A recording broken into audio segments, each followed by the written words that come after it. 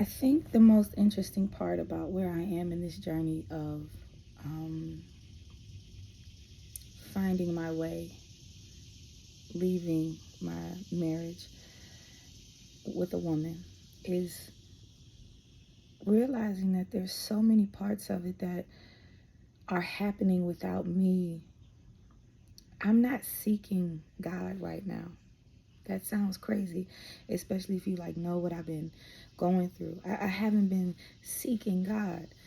It's like I've always known God, but God is now revealing himself to me in a way that I can't put into words. There's so many things happening within me. I remember like when I tried to leave my ex-girlfriend in when I was like 19, 20, I was with this lady, and I left her like 4 times in that relationship of years. It was years long relationship. I left her like 4 times because I was like, I'm not going to hell for you. Like, God is this and God is that. And each time I felt just immense torture, just torture within myself. I felt, that's why I said in my one video, like, hell is within. Oftentimes, hell is within. And heaven is also within. And you have to find your way to your own paradise. But so many times I left this lady and just was adamant about God is mad at me, or God is, I'm not doing this because God or because Jesus or whatever. And that's just not what's happening, right? Like in this part of my life, that's not how any of this is playing out. One day, about a month ago, 2 months ago, I told my ex when I was leaving the marriage that amongst the reasons, the huge reason about me, not feeling like I'm supposed to be in relationships with women and this, that, and the third. Outside of that reason, I told her that I feel like there's this call over my life, and I don't know quite how it plays out or whatever, but I knew then, but I didn't know, and I still am not completely clear. But I didn't leave that marriage saying, I'm going to find God. I didn't do that. I said, I'm going to find me. I said, I've learned some things about myself, and now I'm going to find me. Couple things.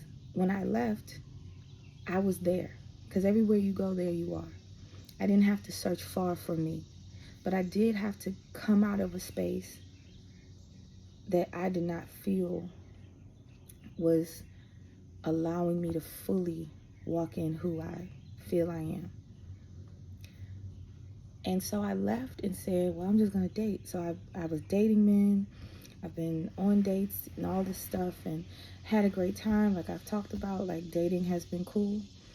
But then all of a sudden, about, I left in April. I moved out in April. So May, June, July. Sometime in July, I started feeling just these feelings of wanting to be still, wanting to be in solitude, wanting to be to reconnect with my spiritual practice and my spiritual path.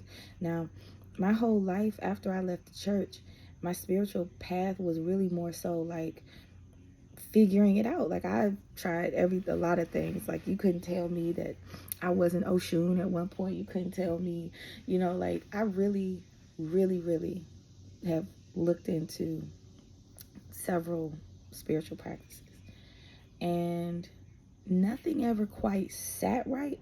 But also, I think that information was just for me to have information, for me to learn, to understand. Because I feel like you have to understand everybody on your spiritual path.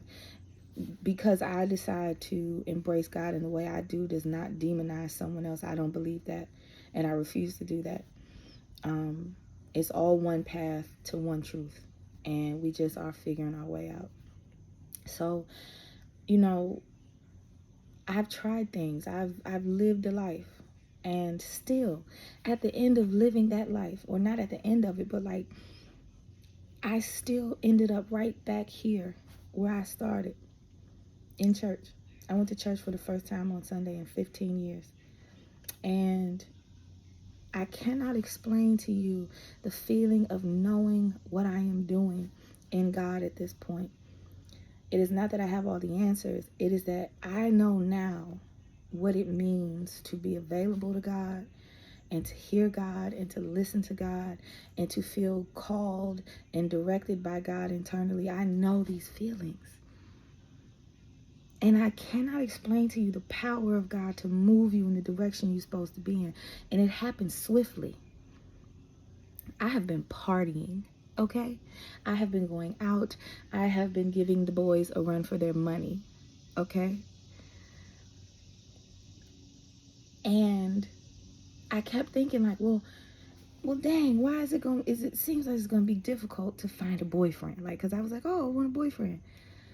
And God said, "No. You can't have a boyfriend." God said, "No, you can't have a boyfriend. You're going to have a husband. You are going to have a husband. That's for sure.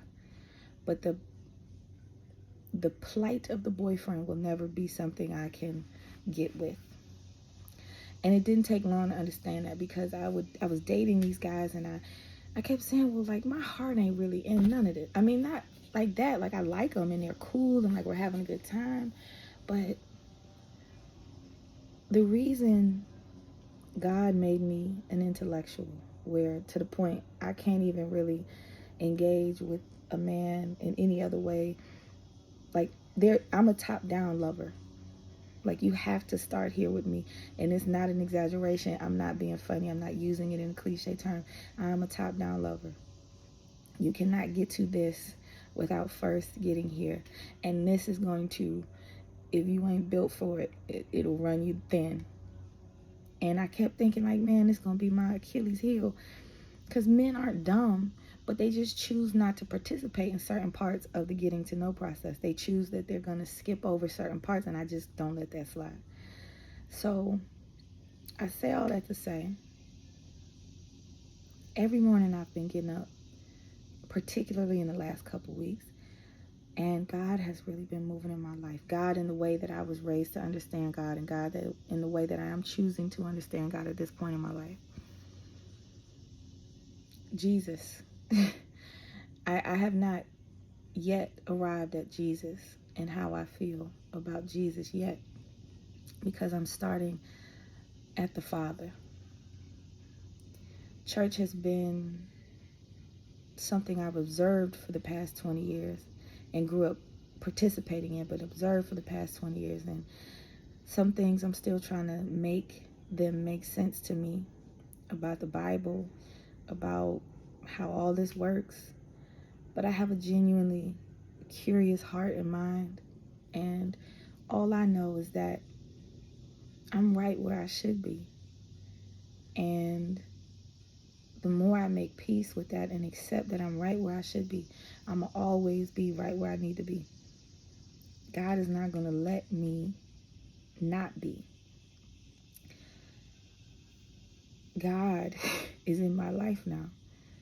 And I'm seeing such powerful change. I'm experiencing a season of challenge right now, for real, for real. But I think everybody is. We're all being tested. But God is with me in a way I can't explain. And God is with me in a way that I've never experienced before. I don't know. The best way I can explain is, like, I don't feel like I need God, right? Like, if we always are looking at God as like this thing we go to when something's wrong, how do we really get the fullness of that experience? If every time I see you, I need to borrow money, I don't really get to know you, because then it becomes transactional. I'm only coming to see you because I need something. And I think that I spent the first few years of my path in my 20s just needing God. I need God. So I actually found a way where I have survived this entire time not needing God. That sounds crazy and counterintuitive, but it's an actual thing. I didn't need God to get here. That doesn't mean God wasn't involved. It means that personally, I decided I was going to go at it alone. And I got here. And I think what I'm feeling now is just the embrace of God on the other side of me getting me here. I keep thinking about that. I keep pondering about that. Like, I really did not feel like I needed God. I question God a lot. I still question God a lot. I have a lot of questions. So that's part of the reason why I'm going back to church. I have so many questions, and I feel sorry almost for the elder or the pastor or the deacon that gets me sitting in front of them. I hope they got some time because I got questions that need answers. But there's a few things I'm not questioning. Like, I don't question the space I've arrived in. It actually feels like home. I'm at home with God right now.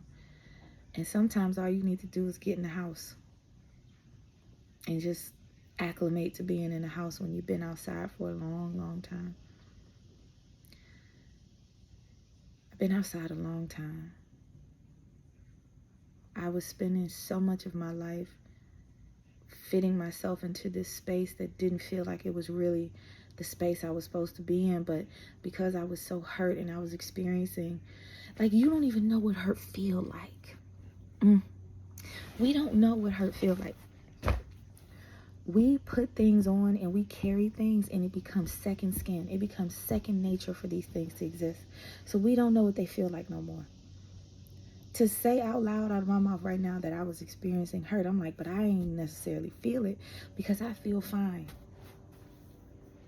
But I was hurt. I was hurting. I was afraid. And I was in these relationships with women trying not to hurt, trying not to be afraid, trying to be tough and resilient and say, you know what? I'm with these women. I'm a lesbian. I'm gay. That's it. Like, and that's just who I am. That ain't who I am. It ain't never been who I was. I made decisions to not face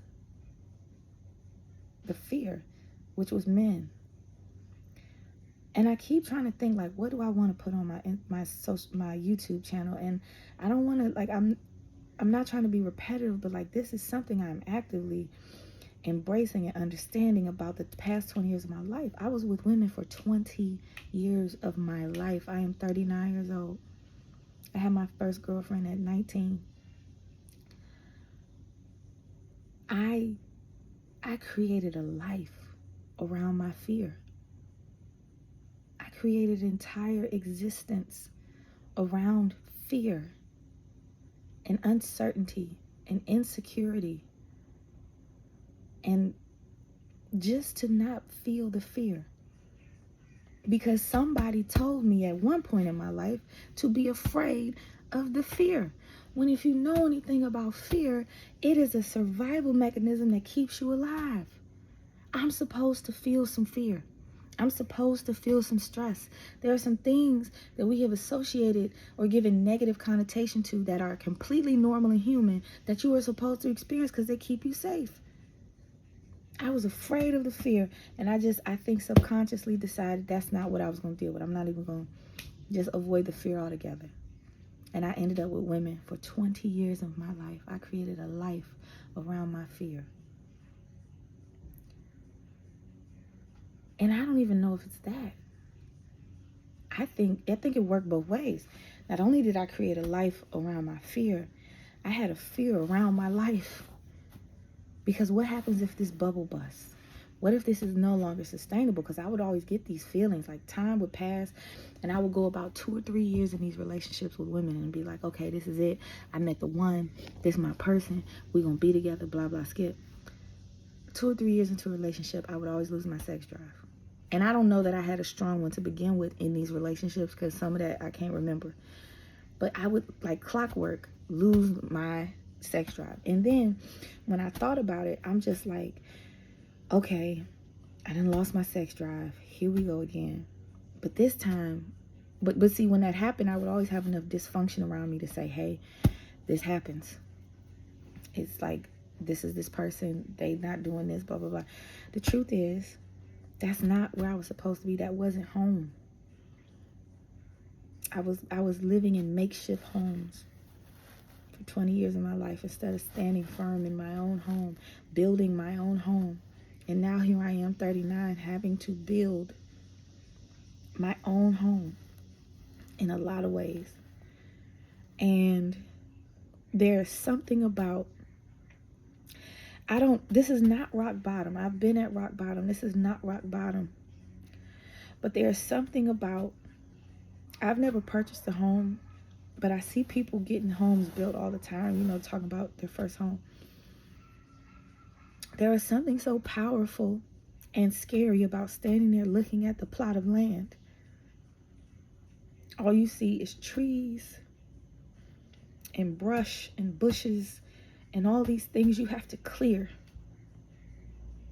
before you can even get started with like laying a foundation. I don't know anything about building homes, but what I know is that you got to start from the ground up, and you have to have different aspects into it, your plumbing, your electricity, all of that, to have that be how you feel about your life at 39. That you standing here looking at this plot of land, and by leaving my marriage, I've cleared the land. I've cleared it. There's no trees in the way. It's a clean space. But I never built a house before, and I don't know how. All I have is what I have. And I have to pray to God that that's enough. I have a lot. And you walk through life thinking, oh, I have everything I need. I have a lot. But I ain't never built a house before, so I don't know if what I have is sufficient for home building. I don't know if there's a spiritual Home Depot, but let's say that's church for me right now. I'm building my house from the ground up. The beautiful part about that, and I'm not crying because I'm sad, I'm crying because I'm free. I'm crying because I'm happy. I'm crying because I have an opportunity. When I look at this empty plot of land, this cleared space, it just feels like promise and opportunity. And it's all I've been wanting my whole life. I've always felt trapped. And I need you to understand what I mean by that, because when I say I felt trapped, that is not an indictment on anyone I've ever been with. Ain't nobody ever made me feel trapped. The women I've been with have only loved me and done their best to do right by me and treat me well. So I never want these videos to seem like, these videos ain't got nothing to do with nobody else or what they did or didn't do in my life. This is about me.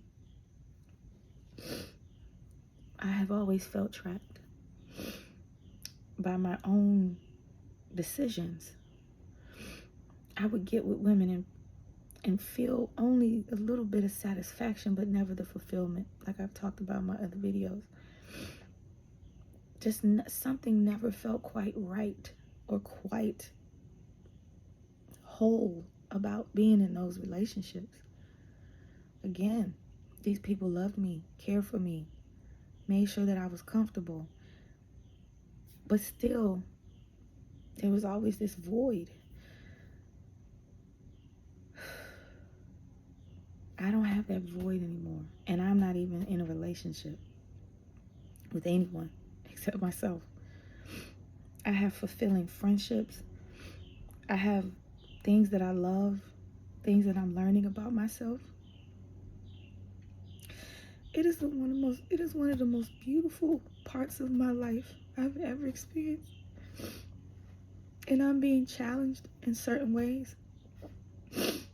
And these are challenges that I feel like, and I know in the past, would make me feel insecure, would make me feel scared and nervous and anxious.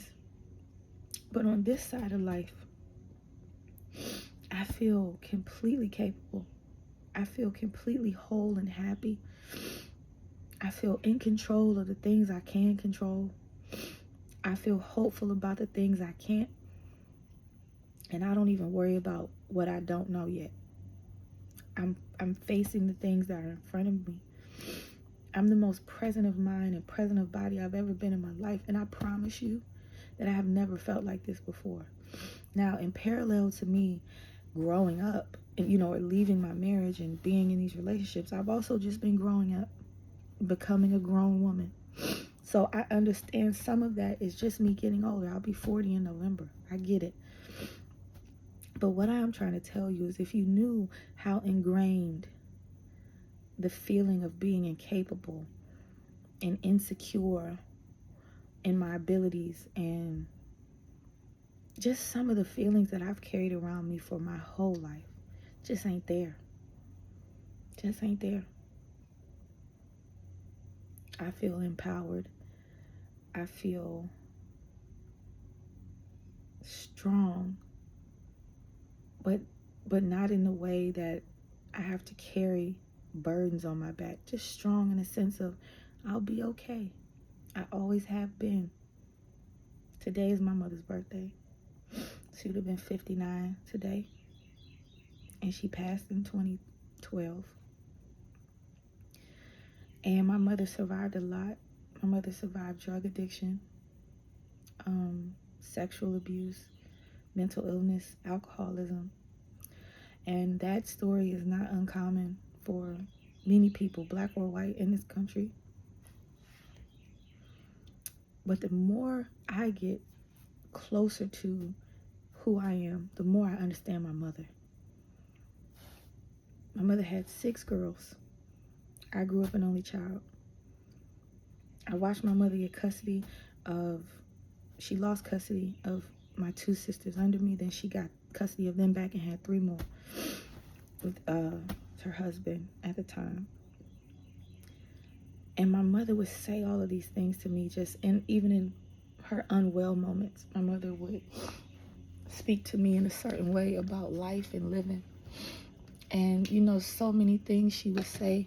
Sometimes just, I would be like, you really tripping. My mother was never tripping, honest to God.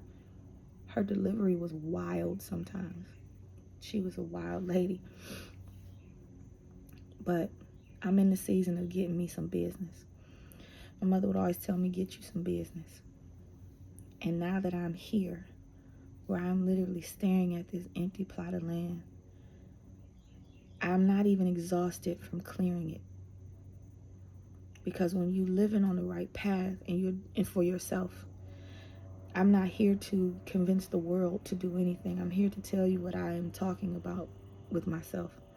When you're living on the right path and you're operating in spiritual purpose and being obedient, you don't run out. You don't get tired. You have enough, because your supply is not only you. Your supply comes from your faith. I didn't have faith. I literally didn't have faith in anything. Not even a year ago. And I said it out loud, like, I don't believe in faith, because I need to know.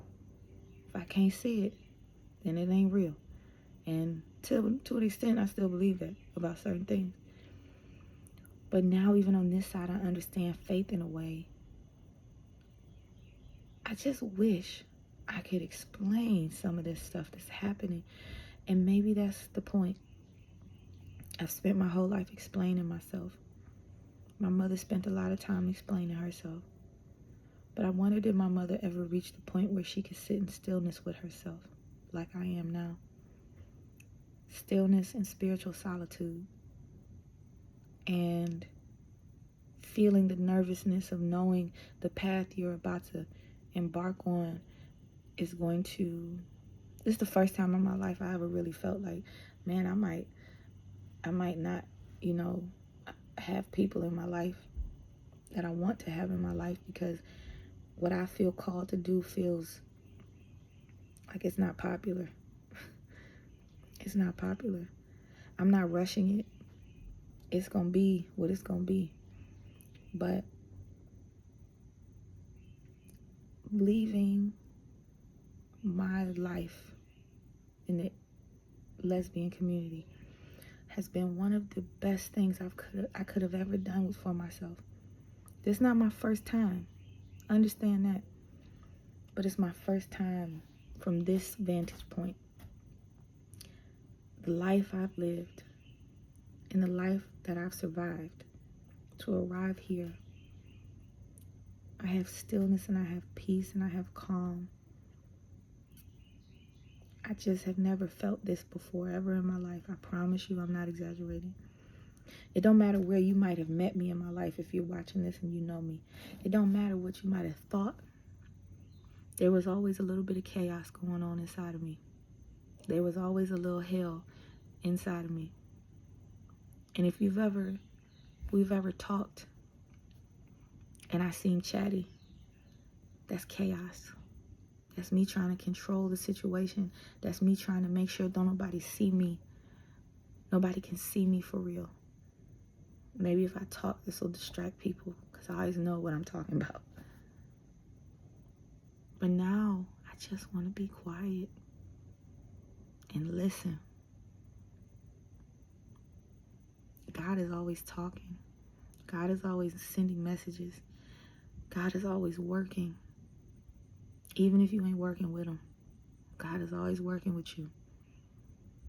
I'm still a proponent of the thought that God don't bless no mess, and he ain't in your mess with you.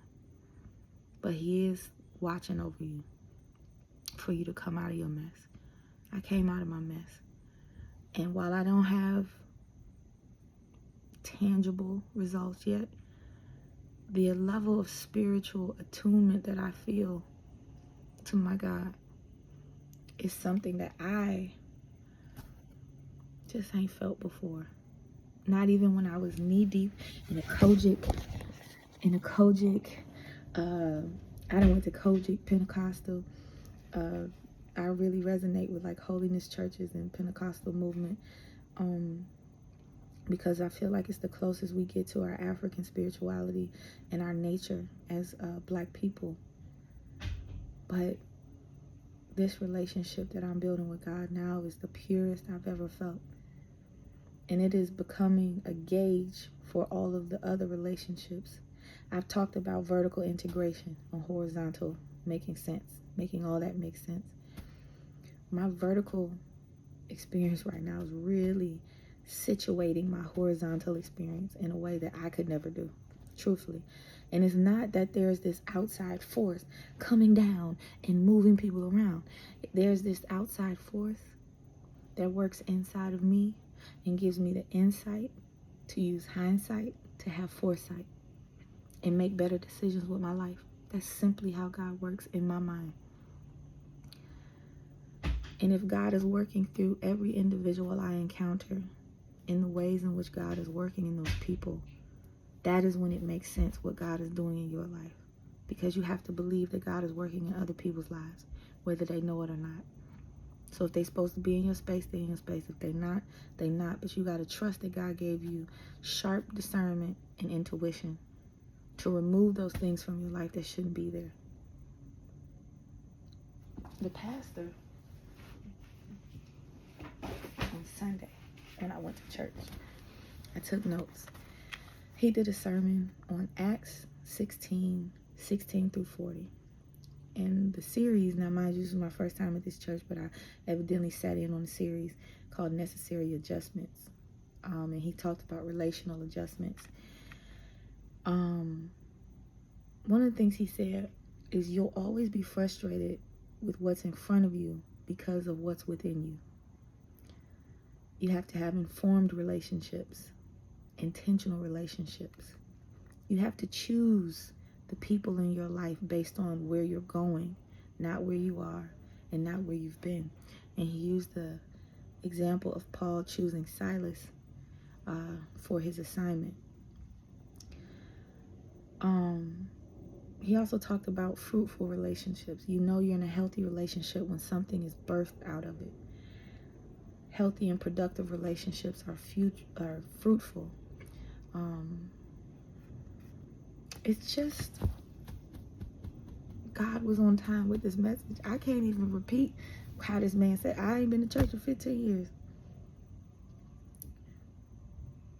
But I really felt it when he said you will always be frustrated with what's in front of you because of what's within you. That hit me in the chest. Because that described the past 20 years of my life.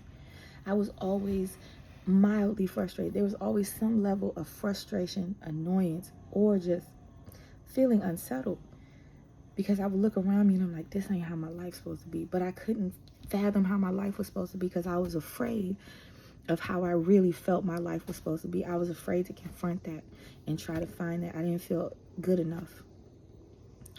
Ain't no man gonna want me. I'm not good enough. I didn't even have, for a long time, didn't have a good reason. But then you keep living and you make mistakes, and then you get justification for the lies you believe about yourself. Oh, baby.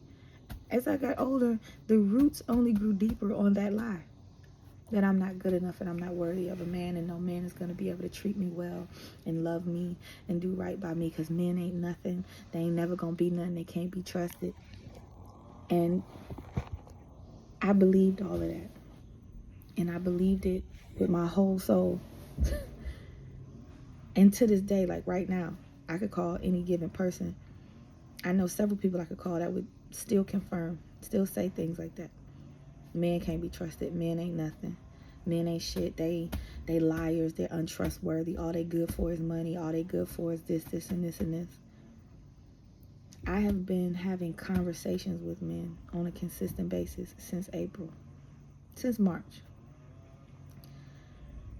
Conversations. And I have found that I don't want to say this lightly, but I've literally just been having these conversations, and seemingly if you just sit and talk to a man, he'll talk back and he'll tell you things. And I've just had some really interesting experiences. I had to have those experiences and those conversations because I had to create a new reality for myself. I was existing in someone else's reality when they say men ain't shit. That's not been my reality, and it never has been. My whole life, I don't have any evidence. My father, a drug addict. Am I to look to him to be the guideline for men? That doesn't even make sense. Yes, that is harmful to a young girl to have a father who's a drug addict, who's inconsistent and unavailable. But at some point I got older and I'm just like, I can't really hold him to much of that. I can heal the wound. I can heal the hurt. I can heal the wound. I can heal the hurt. I can work through how his shortcomings impacted me and affected me. But there has to come a time where I recognize that that's him. That was Chuck. That was one man in a world of many men. And I had to let that go. I had to let that go. That my daddy just couldn't do it. And it didn't mean that I wasn't worthy. It just means he couldn't do it. But even now, saying that out loud about the realization that my father just couldn't do it. He was incapable of being a parent. There's a small part of me that still is like, but why me? Why me? Why couldn't I just have a father that was active and healthy and whole enough to give me what I needed? And I think the part that makes me cry about that, the part that makes me more sad, is that I know that if he could, he would. And at this age, I understand what it means to let someone down that you love and to disappoint people. It's not a good feeling. And I don't have any vices that I can go and do to take my mind off. I can't escape from the disappointment that I have given other people. I don't have an escape. I've had to sit with it and confront them all. And if that is how that made me feel, and I don't have any outlet for that, I have to be accountable. I have to correct the behavior, and I have to try to do better. And I have not always done better. But if that has been my reality, I can't fathom what that was like for someone with an addiction. I can't fathom how my father just maybe gave up, because I haven't had the luxury of giving up. And some would say, well, men That's what they do. They give up.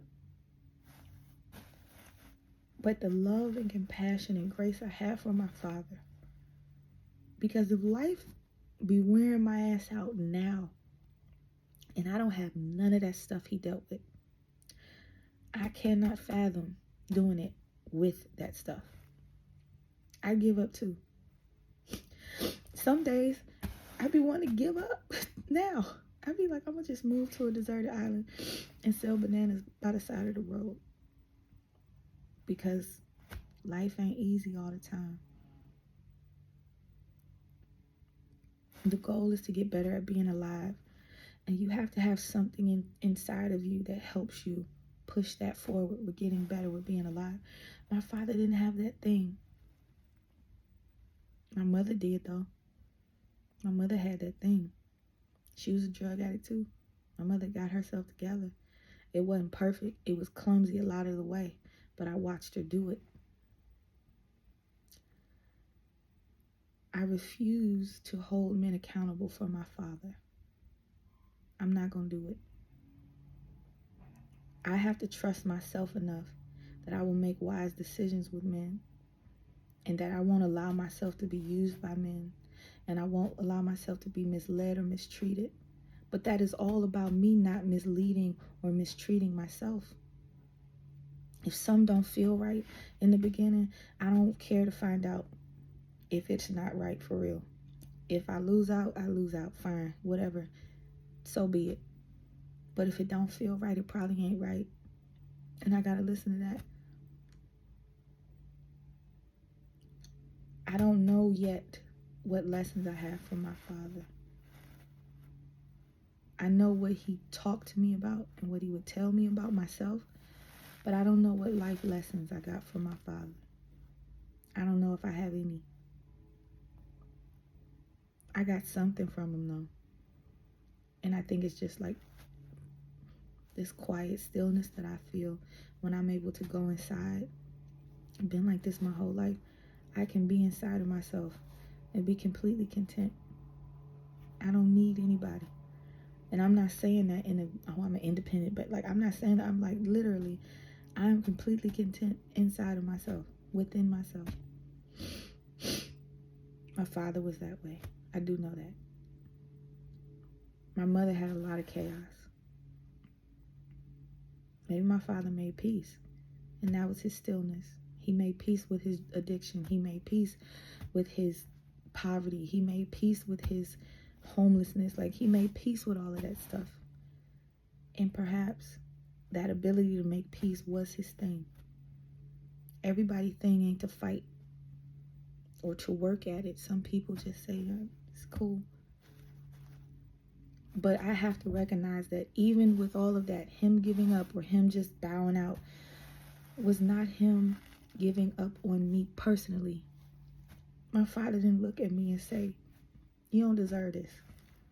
My father looked at himself and said he didn't deserve me. That's a tough pill to swallow. But my daddy loved me in the capacity he could. He did his best. And everybody's best ain't the same, but it's his best. And I do know the things my father did tell me, which I think helped me now with men, oddly enough. My father always told me how amazing I was, how beautiful I am, how talented I am, how gifted. I was a daddy's girl in the capacity that I could be. And I have this confidence, this confidence inside of me, embedded from both my mother and my father and my grandmother, that is priceless. And it don't let me suffer no fools. And that is quite surprising. I didn't think I would get on this side of things and feel so confident and strong and powerful and empowered. But on this side of things, I'm recognizing that some of that did come from my father. A lot of it came from my mother and my grandmother. But overall, God has protected me my whole life. God always been there, even when I was tapped out. And this time, in this season, I'm not going to tap out. I'm not giving up. You know, money is wild right now. My business is businessing. The world look crazy. Like everything. Climate, like everything is crazy. But I don't feel like giving up as much as I just feel like getting in flow. Whatever's going to happen is going to happen. I just need to be responsible and a good steward over what I have. Do the right thing. Live righteous, live clean, live slow, live simple. Live below my means. And get connected to God. That's really all I got.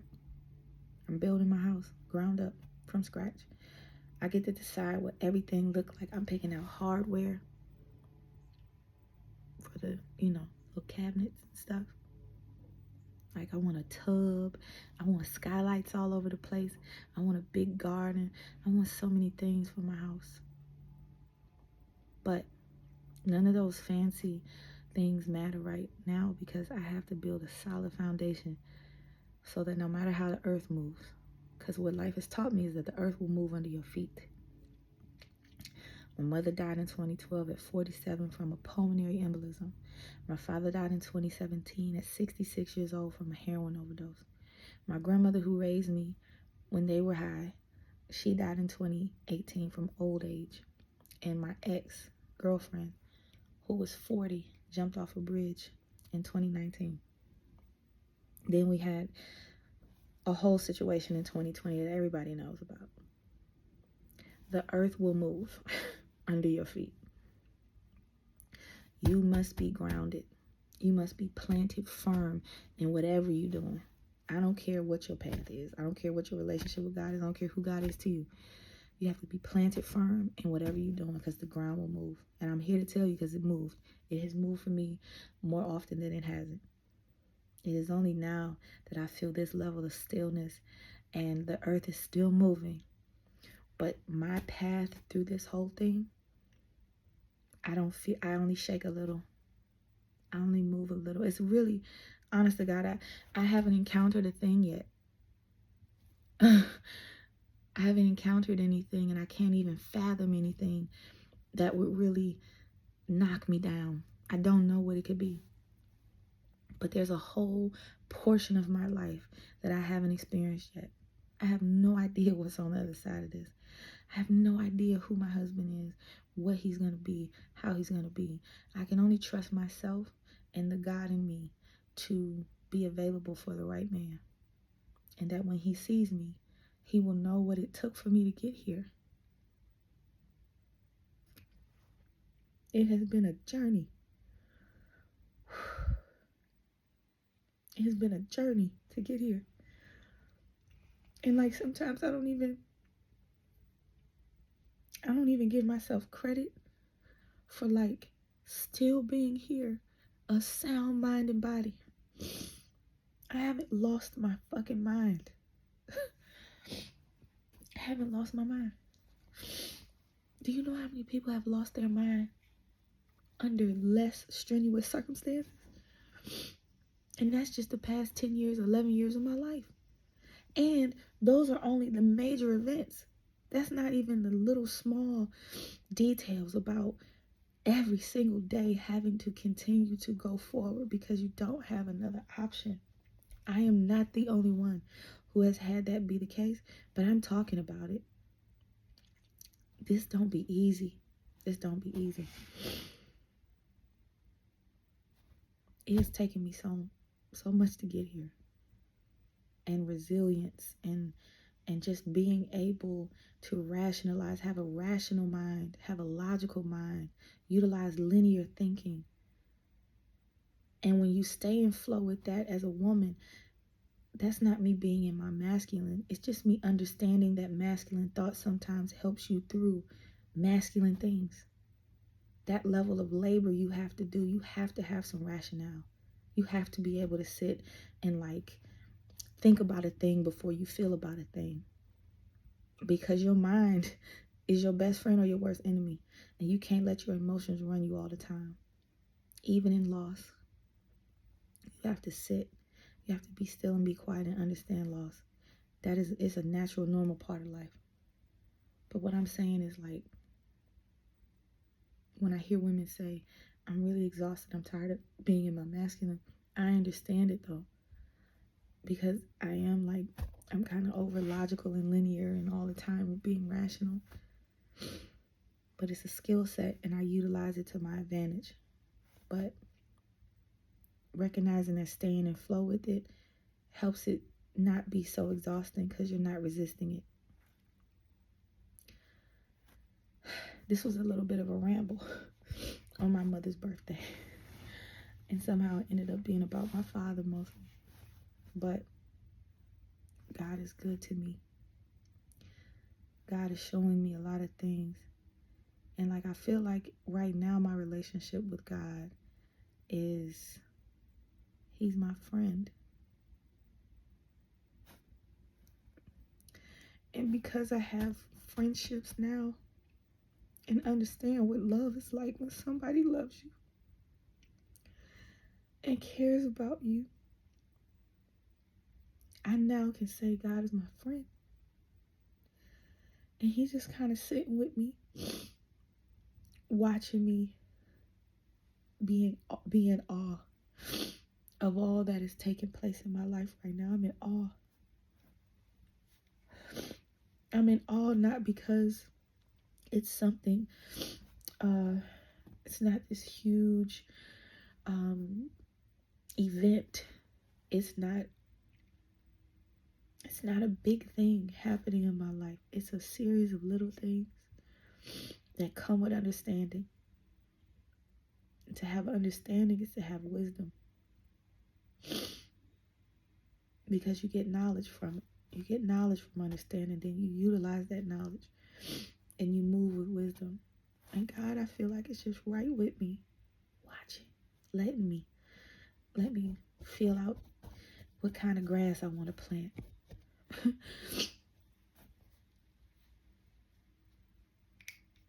I don't know, I know enough about building homes or planting grass to have used any of that, but you get what I'm saying. God is good to me. I am in a very interesting space in life. And today is my mother's birthday.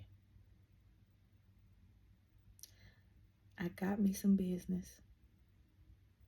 And it's the best advice Janine could have gave me, was to get me some business.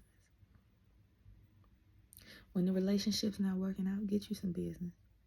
When you thinking about leaving that job and you feel like, oh, I don't know if this is really what I'm supposed to be doing, get you some business. Getting you some business is not necessarily about focusing on the thing that's challenging you. Getting you some business is focusing on the you that's in the challenge. Because then you'll have the answer. When you know more about yourself. Anytime something go wrong or something don't feel right, I go inside and I ask myself, what do I really need? Who am I really? What Lana is showing up in this moment? Because that's the Lana that's going to tell me what to do with the challenge. Get you some business. Teaching myself how to crochet. I want to learn how to sew and make my own clothes. Because I love caftans and dresses. And I just want some fancy fabrics. And I want to do the labor for it.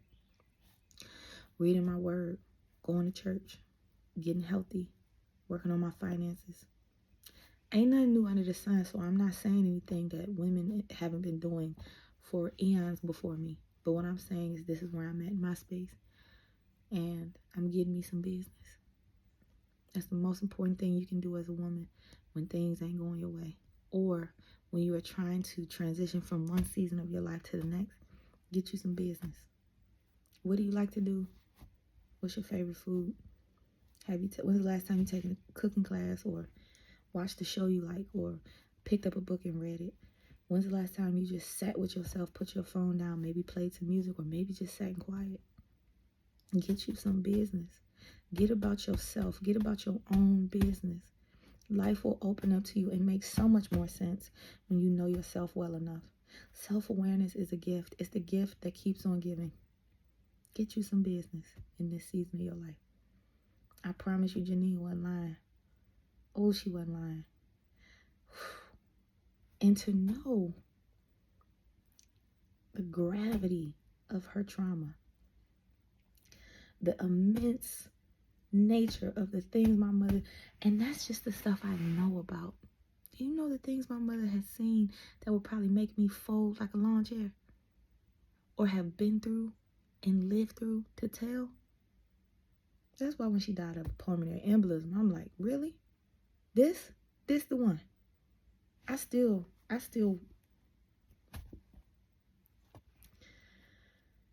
get you some business. Take care of yourself. Take care of yourself. I've decided that I'm not going to say all of the things, but one of the things I've really been working on through this transitional season is focusing on growing my hair out. And I have 2 plants that I am taking care of. And the other thing, which this could just be a me thing, I like fresh flowers. As soon as the flowers are ready to go, when they start dying, to get rid of the flowers. Those things seem fairly simple and maybe unrelated in some ways, but there are some things happening in my life right now that are challenging me, and I can only do what I can do about them.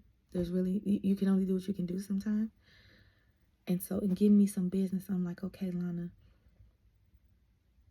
get back to the basics of taking care of yourself. What that mean? That means shampoo and condition your hair once a week. And I like to blow it out and just put like little twists. I am looking for the least fancy way to be a whole woman. And I'm not saying that right now in the femininity aspect. I'm saying as a whole person. How can I get back to the basics of growing up and feeling whole? And I know what those things are for me.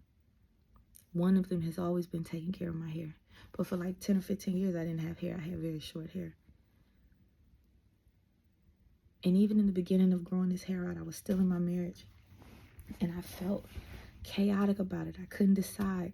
Do I want locks? Do I want to relax it? Do I want to do that? Confusion.